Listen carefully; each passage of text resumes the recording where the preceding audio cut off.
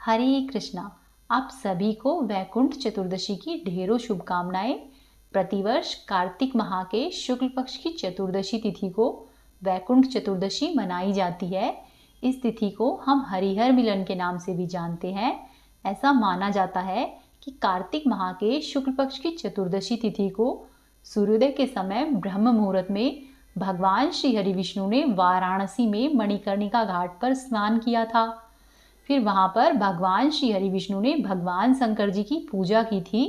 भगवान शंकर ने भगवान विष्णु जी के तप से प्रसन्न होकर इस दिन पहले विष्णु जी और फिर उनकी पूजा करने वाले सभी भक्तों को वैकुंठ पाने का आशीर्वाद दिया था।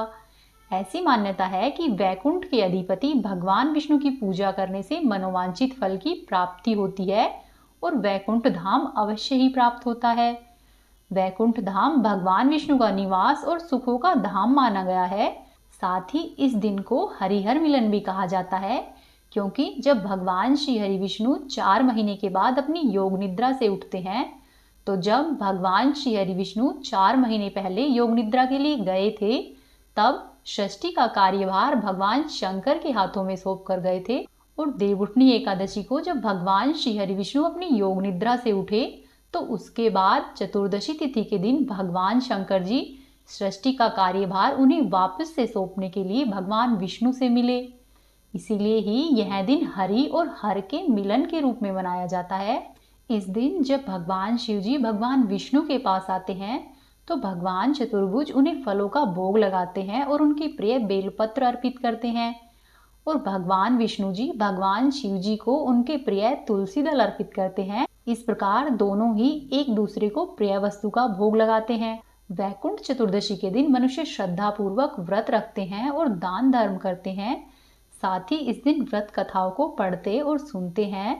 शास्त्रों के अनुसार इस दिन भगवान शिव और भगवान श्री हरि विष्णु जी की पूजा करने से माँ लक्ष्मी अत्यधिक प्रसन्न होती है और दरिद्रता दूर होती है। साथ ही सांसारिक कामनाओं जैसे कि दौलत, यश, प्रतिष्ठा और हर प्रकार के सुख प्राप्त होते हैं।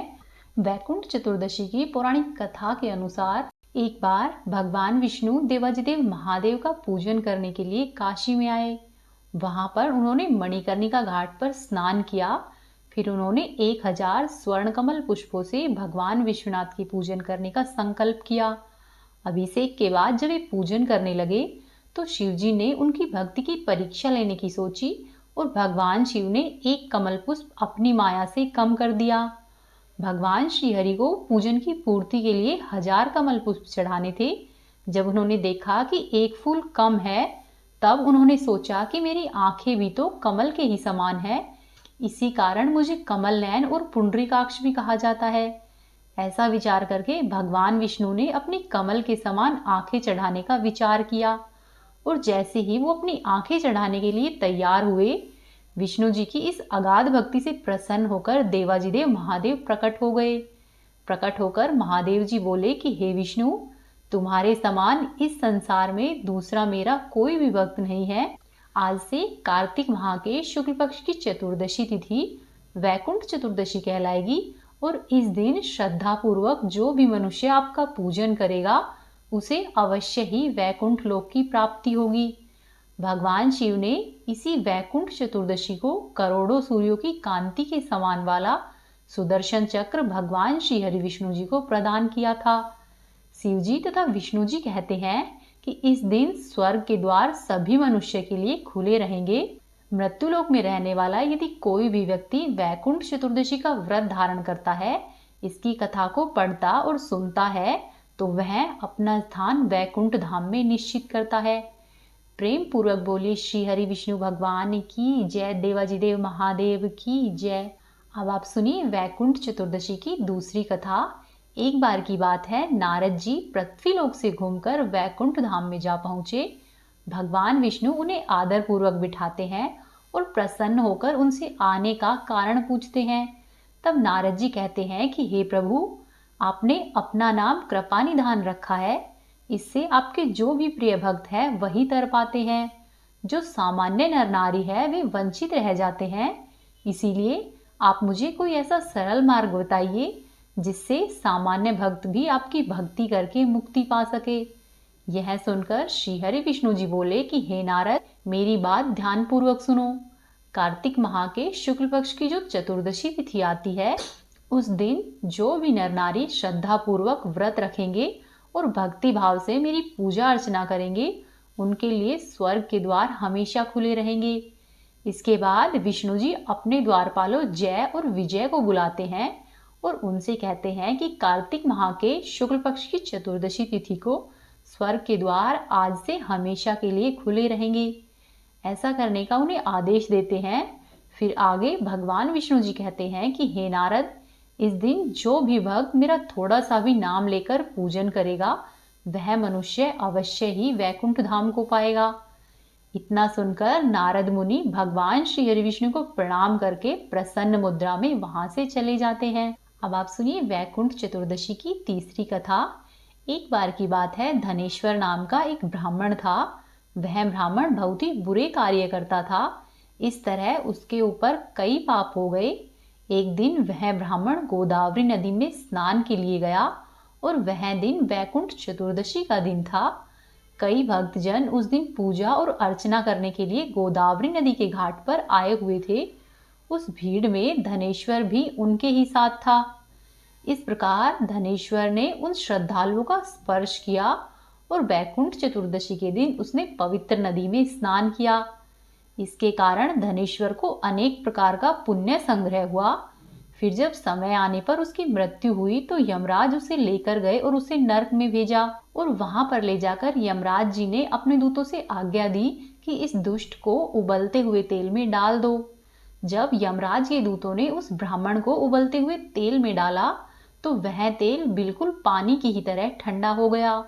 यह देखकर यमराज के दूत बहुत ही आश्चर्यचकित हुए और यमराज को वहां पर बुलाकर लेकर आए। यमराज भी यह सब देखकर बहुत ही आश्चर्यचकित हुआ। तभी वहां पर नारद मुनि आए और नारद मुनि ने यमराज जी से कहा, हे यमराज जी, इस ब्राह्मण ने वैकुंठ चतुर्दशी के दिन पवित्र नदी में स्नान किया है और भक्तों का स्पर्श भी किया है। इसके कारण इसके सभी पाप नष्ट हो गए हैं। इसीलिए इस ब्राह्मण को यह दंड नहीं दिया जा सकता। इसे आप यक्षों का राजा बना दे और इसने जो भी बुरे कर्म किए हैं उनके लिए आप इस ब्राह्मण को एक बार पूरे नरक के दर्शन करा दे। ऐसा कहकर नारद मुनि वहां से चले गए और यमराज ने अपने दूतों को आज्ञा दी कि इस ब्राह्मण को सभी नरकों के दर्शन करवा कर लेकर आओ। तब यमराज के दूत आज्ञा पाकर उस ब्राह्मण को साथ लेकर सभी नरकों के दर्शन करा कर लाए। यमराज के दूतों ने उन्हें सभी सातों प्रकार के नरकों के दर्शन करा दिए। फिर उस ब्राह्मण को लेकर यक्षलोक में गए और वहां पर जाकर उस ब्राह्मण को वहां का राजा बना दिया। वही ब्राह्मण कुबेर जी का अनुचर धनंजय के नाम से प्रसिद्ध हुआ। इसीलिए जो भी मनुष्य वैकुंठ चतुर्दशी के दिन पवित्र नदी में स्नान करता है, उसके पुण्य की कोई सीमा ही नहीं रहती। उस मनुष्य के लिए वैकुंठ के द्वार सदा के लिए खुले रहते हैं। प्रेम पूर्वक बोलिए श्री हरि विष्णु भगवान की जय। अब आप सुनिए वैकुंठ चतुर्दशी की अगली कथा। एक बार की बात है, एक बुढ़िया माई थी। उस बुढ़िया माई के पास एक बछड़ी थी। उसकी बछड़ी का नाम ऊर्णी कपूर्णी था। कार्तिक के महीने में बुढ़िया माई ने सोचा कि मैं पुष्कर में जाकर स्नान करके आती हूँ। तब बुढ़िया माई को अपनी बछड़ी यानी कि ऊर्णी कपूर्णी की चिंता हुई। बुढ़िया माई अपनी पड़ोसन के पास गई और कहने लगी कि बहन, मैं कार्तिक स्नान करने जा रही हूँ, तुम ऐसा करना, मेरी ऊर्णी कपूर्णी को चारा डाल देना और पानी का कुंडा भरकर उसके पास रख देना।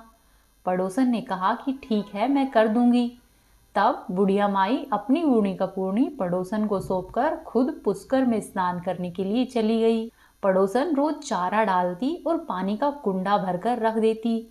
एक दिन पड़ोसन को ध्यान नहीं रहा और ऊर्णी कपूर्णी को उस दिन खाने के लिए कुछ भी नहीं मिला। वह भूखी मरती रही और भूख के कारण वह पानी के कुंडे में गिर पड़ी। गिरते ही उसका स्नान हो गया और भूखी मरने के कारण उसकी मृत्यु हो गई और मरने के बाद वह वैकुंठ लोक में गई। क्योंकि जिस दिन उसकी मृत्यु हुई वह वैकुंठ चतुर्दशी का दिन था। फिर जब बुढ़िया माई पुष्कर से स्नान करके वापस आई तो अपनी पड़ोसन से पूछने लगी कि बहन, मेरी ऊर्णी कपूर्णी कहाँ पर है। तब उसकी पड़ोसन बोली कि वो तो मर गई। तब बुढ़िया ने पूछा कि उसने कितनी काती नहाई, अर्थात उसने कितने दिनों तक कार्तिक मास में स्नान किया। तब उसकी पड़ोसन बोली कि ज़्यादा नहीं, सिर्फ एक दिन वैकुंठ चतुर्दशी के दिन ही नहाई है। वैकुंठ चतुर्दशी के पुण्य से ही ऊर्णी कपूर्णी ने अगले जन्म में एक राजा के घर में पुत्री के रूप में जन्म लिया। इस तरह से केवल वैकुंठ चतुर्दशी के दिन ही स्नान करने से ऊर्णी कपूर्णी को स्वर्ग की प्राप्ति हुई। इसीलिए यदि मनुष्य कार्तिक माह के पूरे महीने भर स्नान, ध्यान और व्रत नहीं कर सके तो केवल चतुर्दशी तिथि के दिन ही स्नान करके व्रत करना चाहिए। हे भगवान, जैसी आपने ऊर्णी कपूर्णी को गति दी है वैसी ही सबको देना, खोटी की खरी करना और अधूरी को पूरी करना। प्राचीन समय में कानपुर में सोमेश्वर नाम का एक गरीब ब्राह्मण रहता था। वह ब्राह्मण विष्णु जी का परम भक्त था। वह हमेशा ही कार्तिक के महीने में गंगा स्नान करके विष्णु भगवान की विधिवत पूजा किया करता। एक बार बीमार होने की वजह से वह किसी तरह से गंगा घाट तो पहुंच गया, लेकिन घाट की सीढ़ियां नहीं उतर पाया। ऐसे में वह वहीं पर आराधना करने लगा। एक दिन भगवान विष्णु वृद्ध ब्राह्मण के रूप में उसके पास पहुंचे और सोमेश्वर से पूछा कि इस अवस्था में तुम यहाँ पर क्यों आए हो। इस पर निर्धन ब्राह्मण ने कहा कि वह उन्हें दुखों को दूर करने का उपाय बताइए। तब वृद्ध ब्राह्मण ने, जो कि भगवान के वेश में पधारे थे, उन्होंने कहा कि कार्तिक माह की एकादशी से पूर्णिमा तक 5 दिन को भीष्म पंचक कहते हैं। अगर इन 5 दिनों में गंगा पुत्र भीष्म को जलदान किया जाए, साथ ही गंध, अक्षत, पुष्प और इन सभी से इनकी पूजा की जाए और भगवान विष्णु की पूजा विधि विधान से की जाए तो मनुष्य के सभी प्रकार के दुख दूर हो सकते हैं। इसके बाद उस गरीब ब्राह्मण ने विष्णु भगवान, जो कि ब्राह्मण का रूप धारण किए हुए थे, उनकी सभी बातों का पालन किया और पूरे 5 दिनों तक मन लगाकर विष्णु भगवान और भीष्म पितामह को जल अर्पित किया। ऐसा करने से उसके सभी कष्ट दूर हो गए। अब आप सुनिए पंचवीकों की दूसरी कथा। किसी नगर में एक साहूकार था। साहूकार के एक बेटा और एक बहू थे। साहूकार की बहू कार्तिक माह आता तो वह रोज सुबह सवेरे उठती और गंगा जी में स्नान करती। साहूकार की बहू सुबह जल्दी जाते समय वह किसी भी पराये पुरुष का मुंह नहीं देखती थी। वहीं उसी नगर में एक राजा का बेटा भी सुबह सवेरे गंगा जी में स्नान करने के लिए जाता था।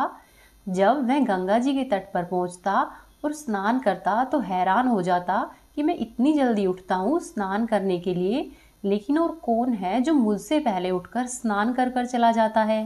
कार्तिक माह के 5 दिन ही बचे थे।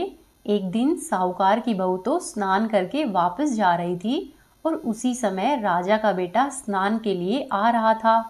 आवाज़ सुनकर साहूकार की बहू जल्दी जल्दी से घर जाने लगी, लेकिन जल्दबाजी में उसकी माला मोजड़ी वहीं पर छूट गई। राजा का बेटा जब वहां पर आया तो उसने देखा कि यहाँ तो माला मोजड़ी गिरी हुई है। राजा के बेटे ने उसकी माला मोजड़ी उठा ली और सोचने लगा कि जिस स्त्री की यह माला मोजड़ी इतनी सुंदर है, वह स्त्री कितनी सुंदर होगी।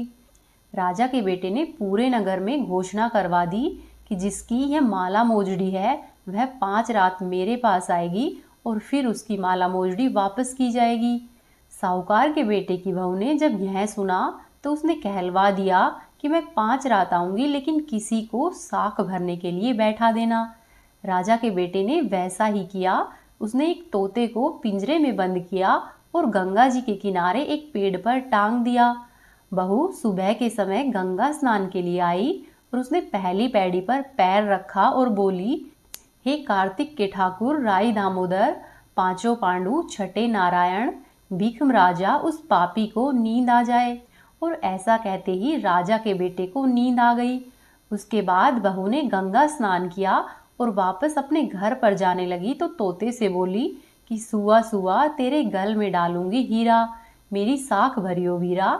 तब सुआ बोला कि कोई वीरा भी कभी साख भरता है क्या? तो वह बहू फिर से बोली कि सुआ सुआ सुबह तेरे पग घालूंगी नेवर, साख भरियो मेरे देवर। तब सुआ ने कहा कि ठीक है भाभी, मैं तेरी साख रखूंगा। वह तो ऐसा कहकर चली गई। फिर जब सुबह हुई तो राजा का बेटा हड़बड़ाकर उठा और जल्दी से वहां पर स्नान के लिए आया और उसने सुआ से पूछा कि सुआ सुआ क्या वह आई थी? तब सुआ बोला कि हाँ आई थी। तब राजा का बेटा फिर से बोला कि सुआ सुआ वह दिखने में कैसी थी। तब सुआ बोला कि आभा की सी बिजली, होली की सी झल, केला की सी कामिनी और गुलाब का सा रंग था। अगले दिन राजा के बेटे ने सोचा कि आज मैं अपनी उंगली पर चीरा लगाऊंगा, इसके कारण मुझे नींद नहीं आएगी। और राजा के बेटे ने वैसा ही किया।